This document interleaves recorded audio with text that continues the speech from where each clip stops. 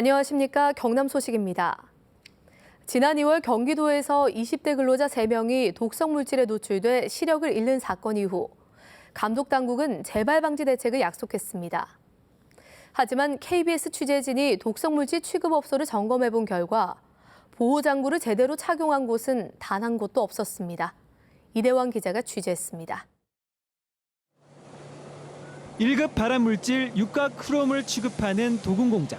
역한 가스 냄새가 코를 찌르는데도 방독 마스크와 보호안경 등 보호장구를 제대로 착용한 근로자는 한 명도 없습니다.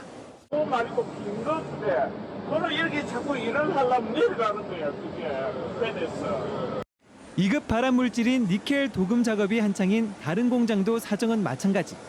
방독면과 보호안경은 보관 안에만 들어있고 근로자는 9명인데 보호장구는 2명분 뿐입니다. 쓰기는 쓰는데 우리 정확하들이 깜깜하니까 그래서 애가 다 죽겠습니다. 마음이 기분 난리 치고 있는데도. 독성 유해 물질을 취급하는 사업장에서는 보호안경이나 방독 마스크는 물론 산성에 강한 불침투성 장갑이나 보호의 등을 착용해야 합니다. KBS 취재진이 최근 5일 동안 부산 경남 4개 공단의 유해물질 취급업소 20곳을 점검한 결과 규정을 지키는 업체는 단 한 곳도 없었습니다.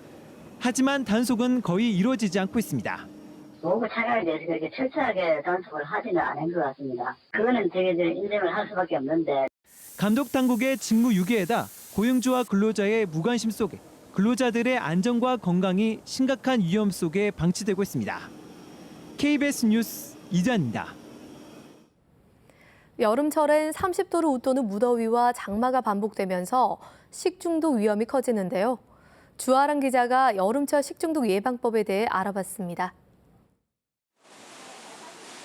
점심 준비가 한창인 초등학교 급식실.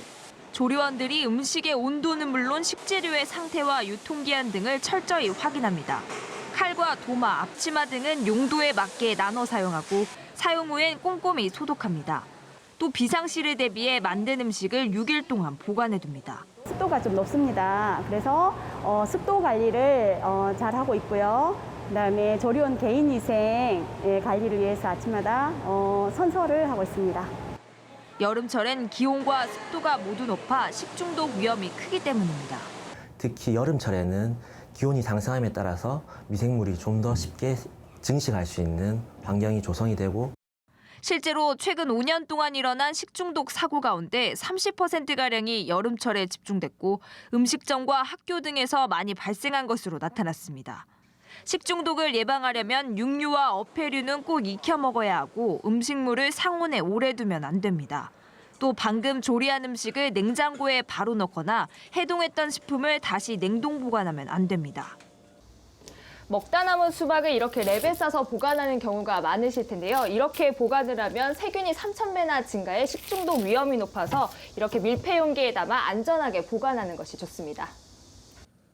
무엇보다 손만 잘 씻어도 식중독 등 감염병 질병의 70%를 예방할 수 있어 조리 전이나 외출 후 반드시 손을 깨끗이 씻어야 합니다. KBS 뉴스 주아랑입니다.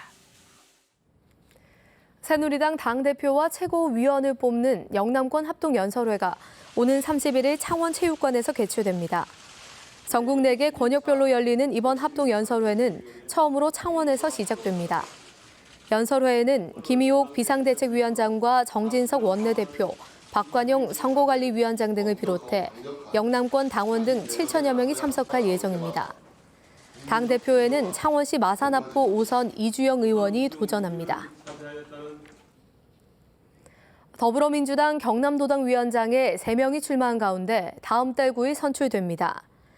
더민주 경남도당은 도당위원장 후보를 접수한 결과 공윤권 전 경남도의원과 미동철 김해갑 국회의원, 정영훈 경남도당 대변인 등 3명이 출마했다고 밝혔습니다. 더민주당 경남도당 위원장은 대의원 현장 투표 50%와 권리당원 ARS 투표 50%를 반영해 다음 달 9일 최종 확정됩니다. 지난해 12월 확장 개통한 동서고속도로가 영호남 농민과 특산품 생산업체의 새로운 판로 역할을 할 것으로 기대되는데요. 함양 산삼휴게소에 동서고속도로가 지나가는 영호남 8개 시군에서 생산하는 농산물과 가공식품을 판매하는 직거래 장터가 문을 열었기 때문입니다. 배수영 기자의 보도입니다. 남원과 순창, 함양 그 창을 거쳐 경북 고령까지 영호남 8개 시군을 연결하는 동서고속도로. 이 고속도로의 중간 지점인 산삼골 휴게소에 동서 만남의 광장이 조성됐습니다. 이곳에는 고속도로가 지나가는 영호남 지방자치단체에서 생산되는 농특산물을 판매하는 직거래 장터가 문을 열었습니다. 고속도로 이용객들에게 우수한 그런 양질의 농산물을 저렴한 값으로 제공하기 위해서 저희들이 설치했고요.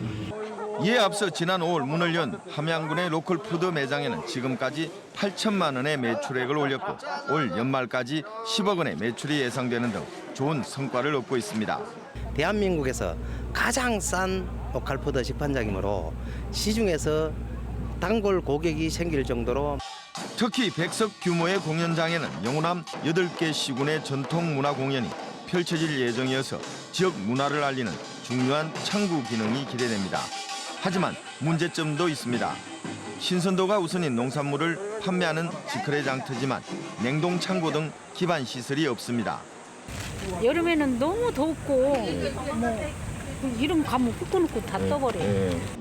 또 하루 통행 차량이 1000대 미만일 만큼 이용객이 절대적으로 부족한 열악한 영업 환경 개선도 직거래 장터 활성화의 과제입니다. KBS 뉴스 배수영입니다. 일상에 지친 사람들이 조용한 절을 찾아 마음을 치유하는 템플스테이가 꾸준히 유행하고 있는데요. 최근에는 방학을 맞아 어린 학생들까지 한적한 절을 찾아 정신적 휴식을 취한다고 합니다. 김준원 기자가 템플스테이 현장을 다녀왔습니다. 어두컴컴한 새벽 시각. 고요한 산사가 아이들로 북적입니다. 평소 같으면 방학을 핑계로 단잠에 빠져 있을 법도 하지만 아이들은 졸음을 쫓아가며 정성스럽게 기도합니다. 일찍 일어나니까 힘들었고요. 제 동생 깨우는 것도 힘들었고요. 재밌었고요. 마음이 차분해지는 것 같아요. 손꼽아 기다리던 공양 시간. 반찬이라곤 고기 대신 두부와 콩나물 등 채식 위주지만 순식간에 한 그릇을 뚝딱 비워냅니다. 식사를 마치면 스님과 차를 마시며 담소를 나누는 시간이 이어지고 몸을 바르게 해야 돼. 몸가짐을. 그래 이 찻잔을 소중하게 다룰 줄 알아야 됩니다. 이렇게 한 손으로 찻잔을 받치고 아이들은 사뭇 진지한 표정으로 연꽃 녹차의 맛을 음미해 봅니다. 또 마당에 나가 시원한 산들바람을 느끼며 학업에 대한 부담을 내려놓습니다. 학교에서는 이제 하루 종일 앉아서 공부만 해야 되는데 칙칙한 교실에서 이제 여기 오면은 산도 좋고 머리가 맑아지고 이제 머릿속에 잡념 이런 게 다 없어지는 그런 느낌이에요. 과거 템플스테이는 어른 위주로 운영됐지만 요즘은 다양한 연령층이 참가하는 문화체험으로 변해가고 있습니다. KBS 뉴스 김준원입니다.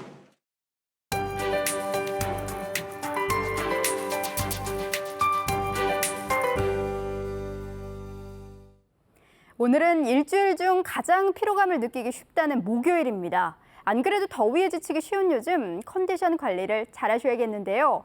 벌써 나흘째입니다. 경남 모든 시군에 폭염특보가 내려졌고요. 어제만큼 덥겠습니다. 밀양 34도, 창원의 낮 기온 33도까지 오르겠습니다. 한편 대기 불안정도 지속돼 소나기 예보가 잦아지고 있습니다. 오늘은 내륙과 해안 지역 모두 비가 지나겠고 돌풍을 동반한 천둥, 번개가 치는 곳이 있겠습니다.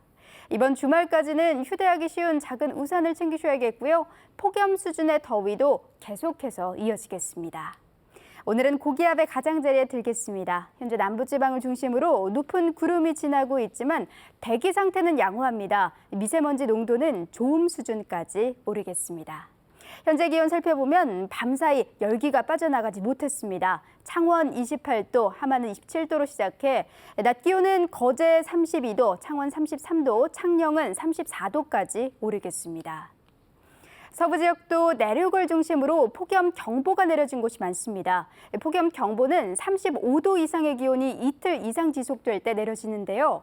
일사병이나 열사병에 주의를 하셔야겠고요. 낮 기온은 진주 32도, 합천은 34도로 예상됩니다. 바다의 물결은 0.5에서 최고 2m로 일겠고 모든 해상에 안개가 짙게 끼겠습니다. 기상정보였습니다. 한국무역협회 경남본부가 53회 무역의 달을 맞아 수출의 탑 포상 신청을 다음 달 12일까지 접수합니다. 동남지방통계청이 2016년 동남권 지역통계 분석활용 경진대회 지역통계 활용 사례를 공모합니다. 경남은행이 서부영업본부와 진주영업부를 혁신도시로 옮기고 진주중앙지점을 신설했습니다. LG전자가 올해 상반기 미국 드럼 세탁기 시장에서 점유율 27%로 1위를 기록했습니다. 경남FC가 어제 저녁 창원축구센터에서 열린 홈경기에서 충주 험매를 2대0으로 누르고 5연승을 달성했습니다. 경남은 전반 10분 크리스찬의 골과 후반 42분 진경선의 골로 충주의 추격을 뿌리치고 승리를 거뒀습니다. 팀의 5연승은 지난 2010년 정규리그에 이어 두 번째 5연승입니다. 거창군이 올해 재산세 선정 과정에서 전산착오로 주민 14,000여 명에게 정상세액을 초과하는 재산세를 부과한 사실이 드러났습니다. 거창군은 세액 재산정 작업을 거쳐 7,000여 명에게 수정된 세액을 알렸으며 이미 초과 세액을 낸 납세자들에 대해서도 최대한 이른 시일 내에 환급 절차를 진행하겠다고 밝혔습니다. 지리산 종주 능선에 30여 종 여름 야생화가 만개했습니다. 지리산 국립공원사무소 야생생물보호단은 모니터링 결과 해발 800m 지리산 저지대의 큰까치 수염과 산수국, 물레물 등이 해발 1300m 중지대 구간에는 1월 비비추와 말라리, 큰살꼬리풀 등이 개화했다고 밝혔습니다. 또 천왕봉까지 고지대 구간에는 지리터리풀, 참바위치 등이 발견됐고 훼손되었던 일부 구간 역시 80% 이상 회복률을 보이고 있다고 밝혔습니다. 국립종자원 경남지원은 올 가을에 파종할 보리와 밀, 정부 보급종 공급 계획량을 279톤으로 정하고 9월 9일까지 농업기술센터와 주민센터를 통해 신청을 받습니다. 이번에 공급하는 정부 보급종은 겉보리 175톤, 쌀보리 19톤, 청보리 12톤, 밀 73톤 등 6개 품종 279톤입니다. 신청된 종자는 경남 지역에 9월 12일부터 한 달 동안 공급됩니다. KBS 뉴스를 마칩니다. 고맙습니다.